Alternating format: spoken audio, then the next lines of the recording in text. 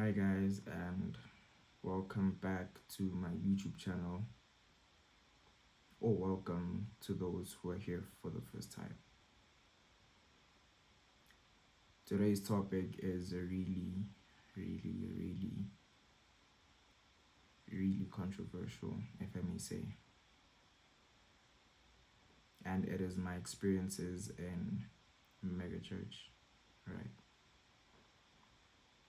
So last week, a friend of mine invited me to an event hosted by a particular church, of which I cannot mention, but it is a very popular church. Invited me, got me a ticket. I was really thankful, as I wanted to go to that event, right? And yeah, everything was okay. We had a few hurdles here and there regarding transport and everything, but all is well. Got there, picked them up, picked this friend up, picked some other people up because they needed transport. We got there. It was at a stadium, right? A stadium where I've never been in a really long time. Excuse me, I don't know why I'm always yawning. But anyway, I get there and already the people parked. Like it's just a lot. It's just a lot. The people parked, people rushing to the gates, people rushing to their cars, getting food, getting drinks, getting everything, right? And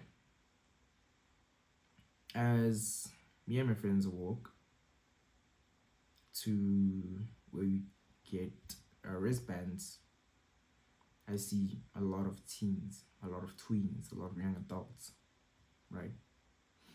I mean, sure, it is for that majority.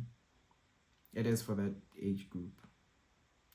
So, of course, you are going to see more. Oh, damn. I'm sorry. You are going to see more of that age group, right? So, sure. Me and my friends woke up, show our tickets, get our wristbands. We get in, wait for some other people that we came with, and yeah, that we see them, we leave, go find seats, right?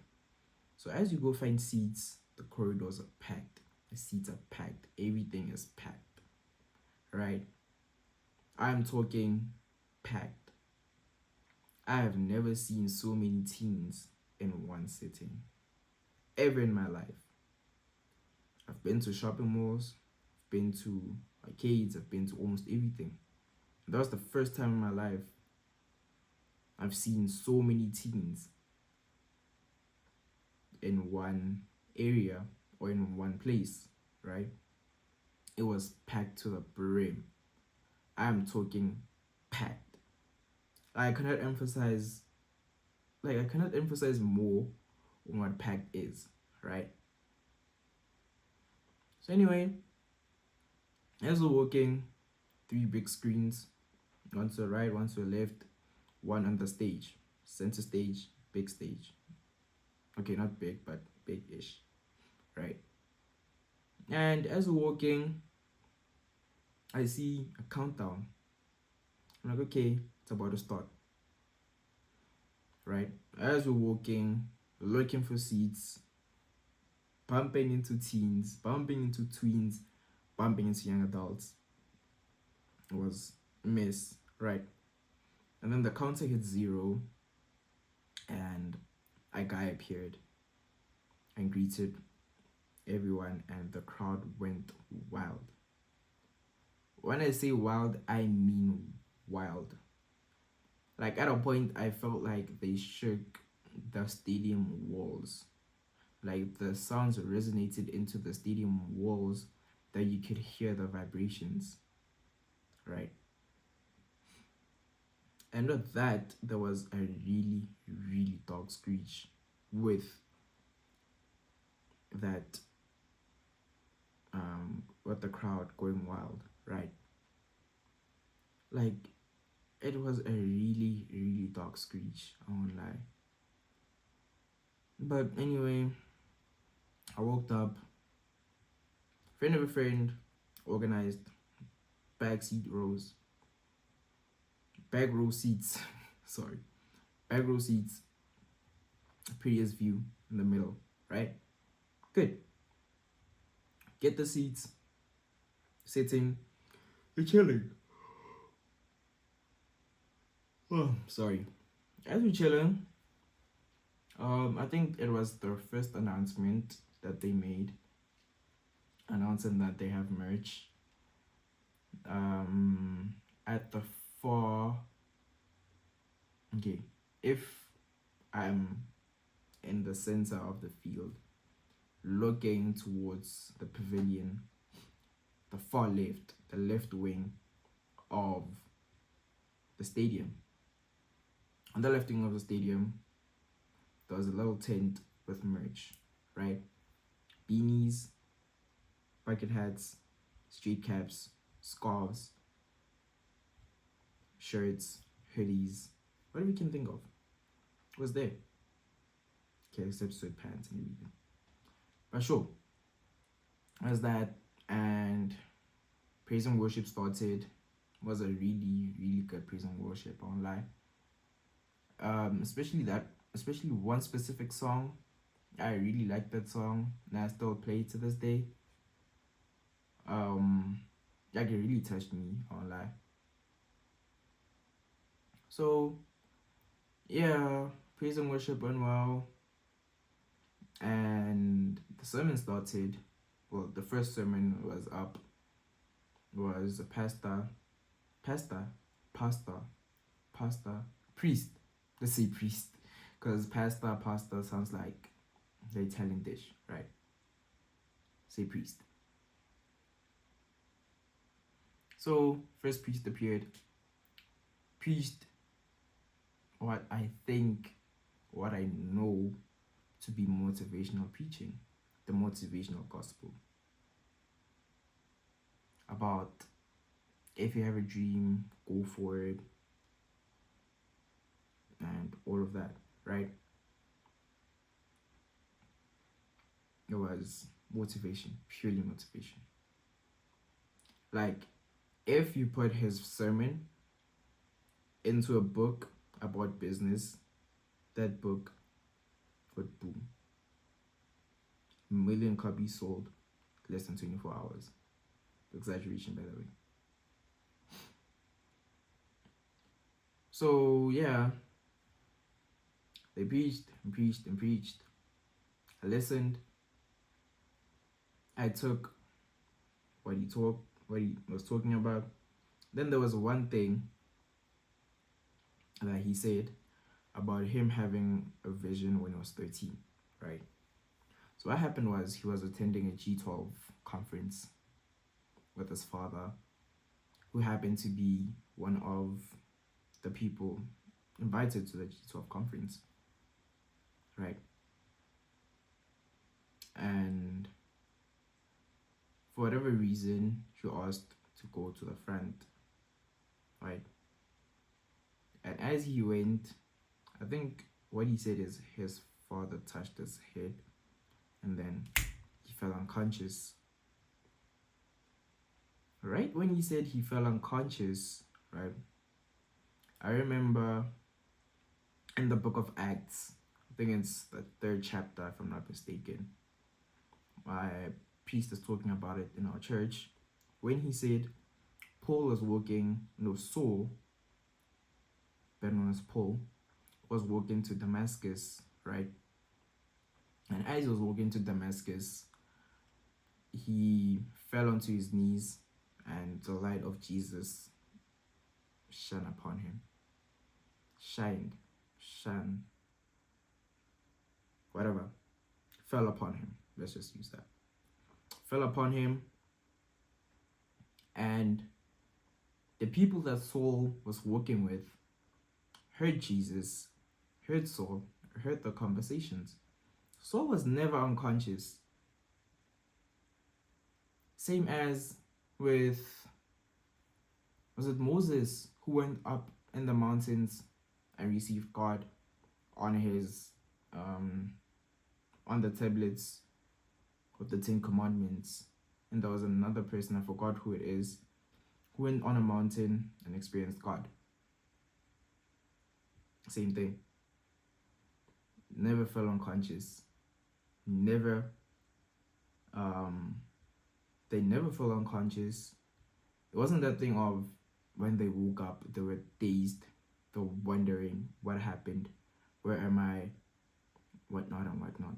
They were fully conscious, fully aware of their surroundings, and fully attentive to God, right? So when he fell unconscious, something started to ring a bell, and that wasn't a good bell, right? And he said, yeah, God gave him a vision that he would preach in front of thousands and thousands and thousands. That sounded too specific. But again, if God gave you the vision, who can say no, right? Except that wasn't a vision given by God, according to my understanding, right? And then, yeah, he said 5 years later, he started preaching, and he's been preaching for his entire life, ever since he was 18 to now, right? Cool. Inspirational. He left the stage. Another guy came up, talked about tithes and offerings. You're telling me we paid 75 Rand for tickets. People who came by bus paid the 75 Rand plus 50 Rand for bus. And there were more than 20 buses there, right? And you still want tithes and offerings.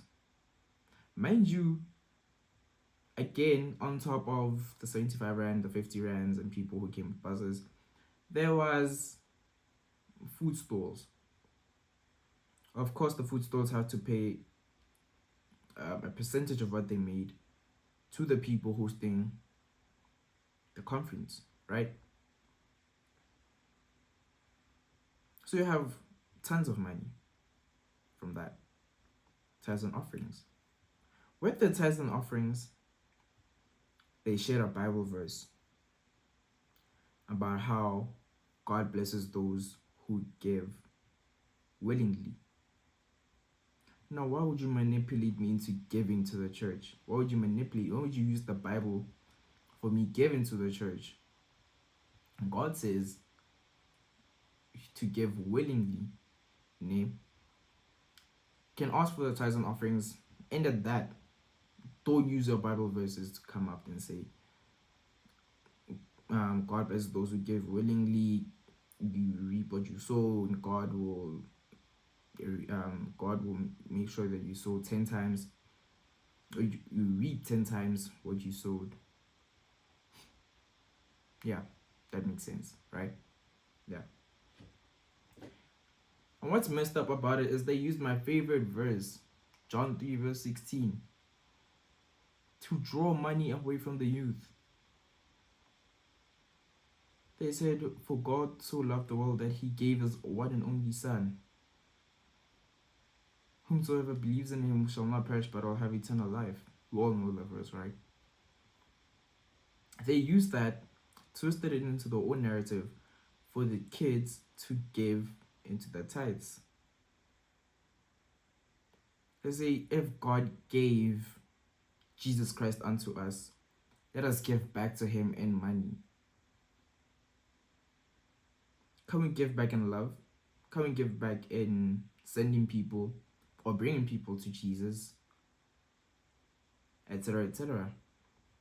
That's when I drew the line. That's when I said, I am leaving. I'm not going to stand for this.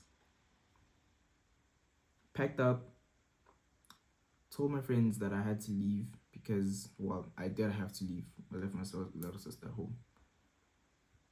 I had to leave, right? Cool. I will admit I was lost. And yeah, when I found the gate I was supposed to leave at. Got there, I told them, yo, I need to leave, right? Guess what they said? They refused for me to leave. They said I can only leave when the conference is over. All right. Why would they take my free will of entering and leaving church however I like? Why would they take that away? Like, I think that was the icing on the cake. That was the finishing that was the cherry on top, right? That just cemented that, you know what, maybe everything they say about Megachurches online is true. So they let me leave, but I had to tear off my wristband. So I did, tore it off, gave my friends their belongings because they left them in the car, and I left for home, right? And I was absolutely shocked about what I experienced, because this is an experience that I only see online. Like, real talk, this is the only experience that I experience online where people are talking about it. It's not something that clicks that happens in real life, right? So, like, with this happening, I wonder, to all of the people who were there, all of the youth who were there, all of the teens, tweens, and young adults who actively go to these churches, I plead with you to get out of that church as soon as possible. If churches preach motivation each and every day to tell you it's alright to sin, it is alright to not live by the way of God sometimes and not lead you to paths of righteousness, that is not a church. Or if it is a church, it is not a church led by God. It is not a church that revolves around God. If a church uses Bible verses or sermons to get you to tithe, that is not a church. Or again, I say, if it is a church, it's a church that does not revolve around the ways of God. All right.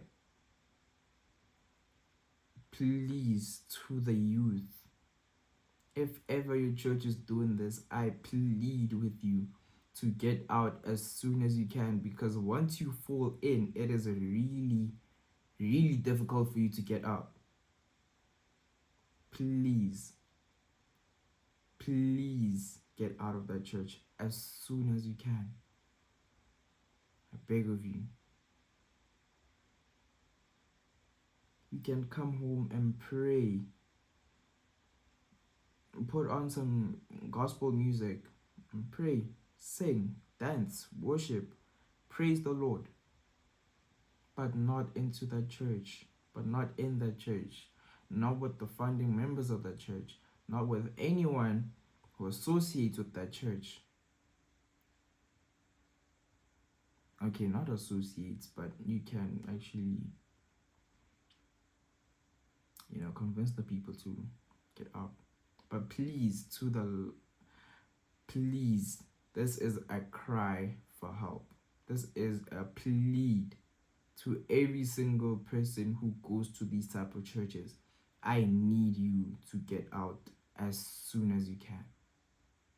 I beg, before you fall into that deep dark forest, which is going to be very difficult for you to get out of.